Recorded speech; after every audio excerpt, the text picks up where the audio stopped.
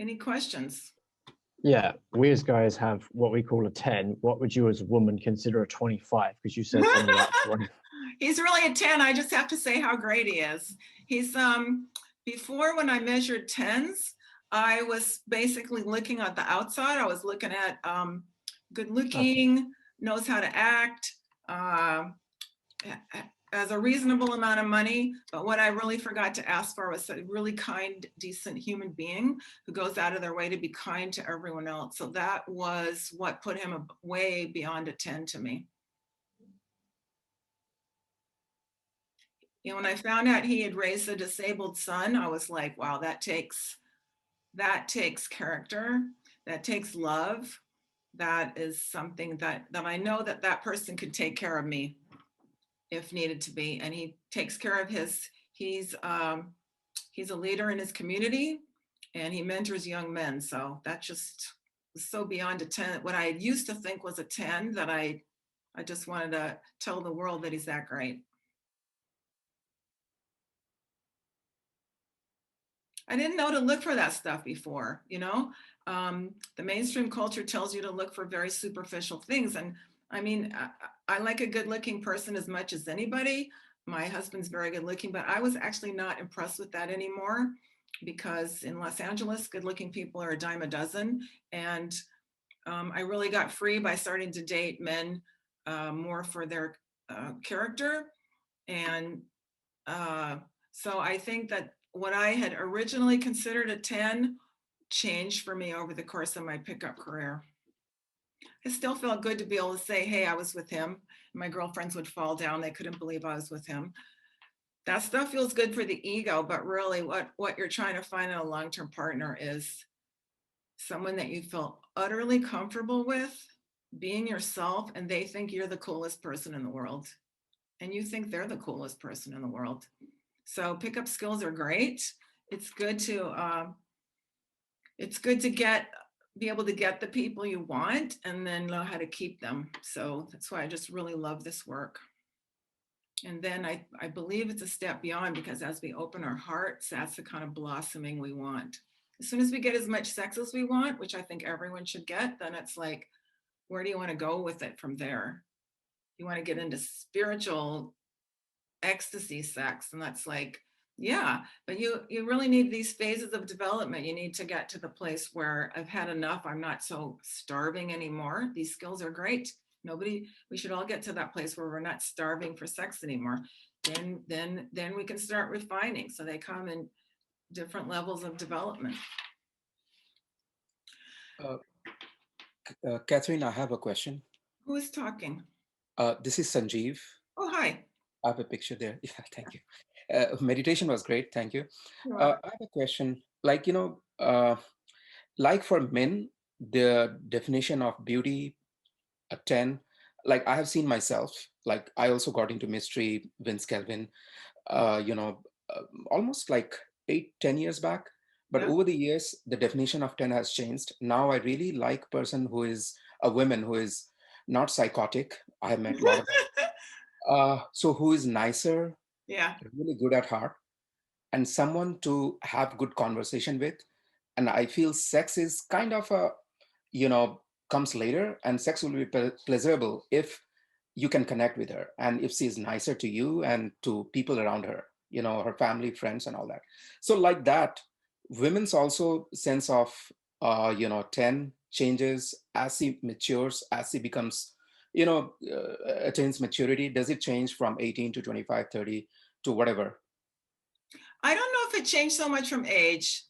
Okay. Because I have some girlfriends who are still just focusing on looks.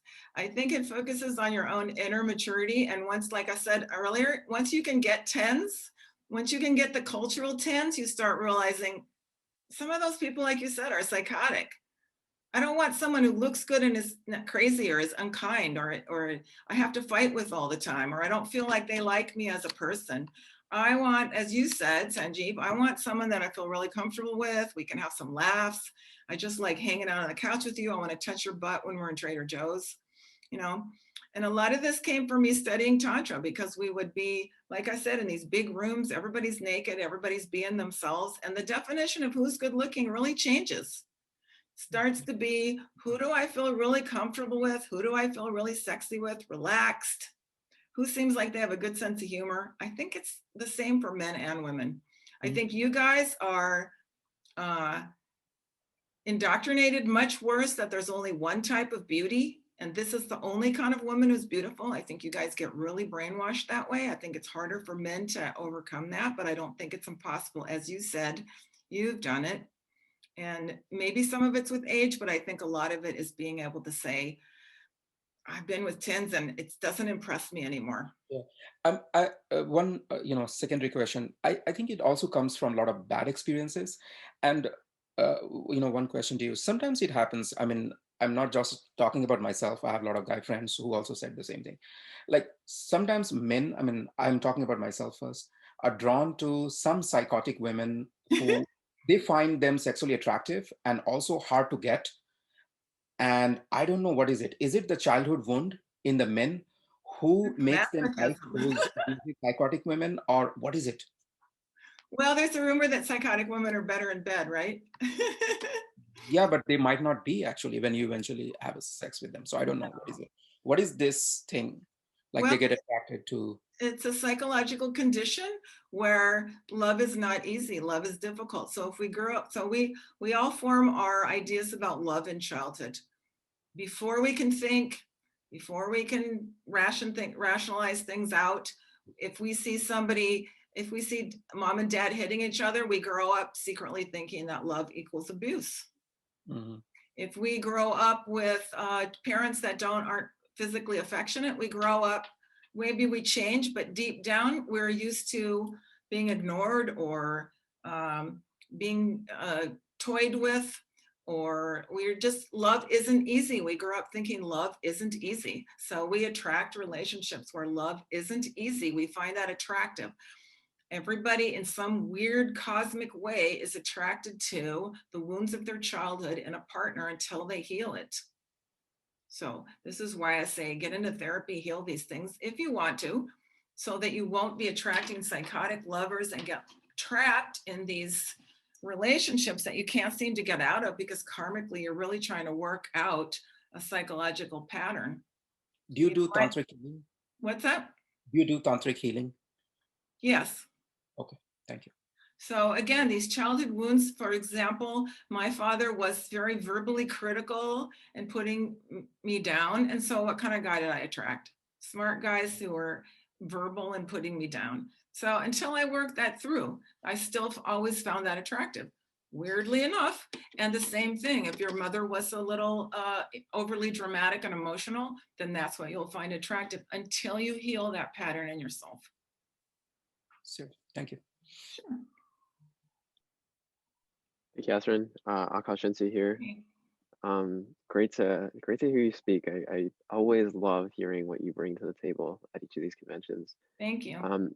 My question is, and you talked about this in the meditation a bit, that we all have a broken heart, and it's something that everyone universally has. What are some things that we can do to heal our broken hearts?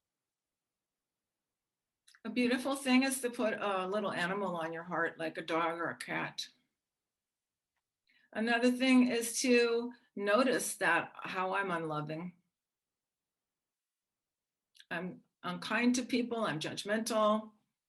I don't feel like helping that old person across the street, and just start changing that. It's really noticing that we're rewarded in this culture for not being loving, and I want to change that and become a loving person. I think that meditation that Vince was doing with you guys was very beautiful to open the hearts. I think you should really take a look at the fact that as men, you're being told that it's not masculine to be really loving. I find this shocking because most the men I know are very loving people, but you're being told all the time that men are aggressive, men don't care, men can do, just have no feelings at all when they have sex. Of course, men have feelings when they have sex. So just really also take a look at this conditioning from the mainstream that's telling you it's not really masculine to be loving.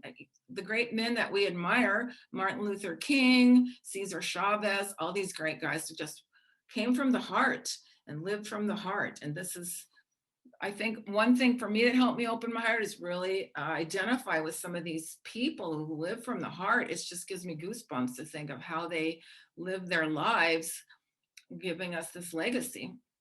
So it's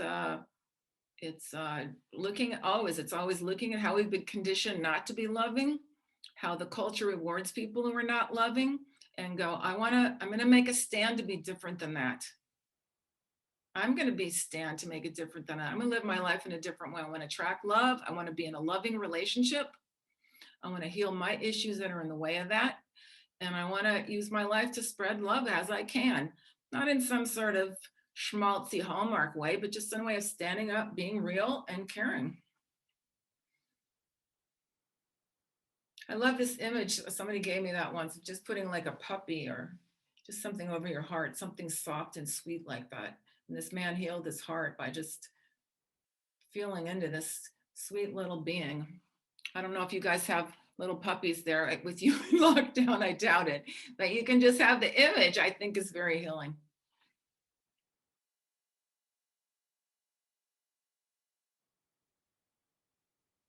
I have a question. Can I do I have time to ask one? We have time, Vin? Please go for it. I was Amazing. wondering how would you approach like a girl who has like sexual trauma that's been like built up over the years? Like how would you approach that? Very gently and very tenderly and very lovingly. I would number one want to make sure, and this is a mystery principle anyway, I would just want to make sure that safety was the most important thing, because she has not felt safe to relax and be her natural sexual self, because that's been shut down. So I would make sure I was always providing an environment of safety and that I was a safe man.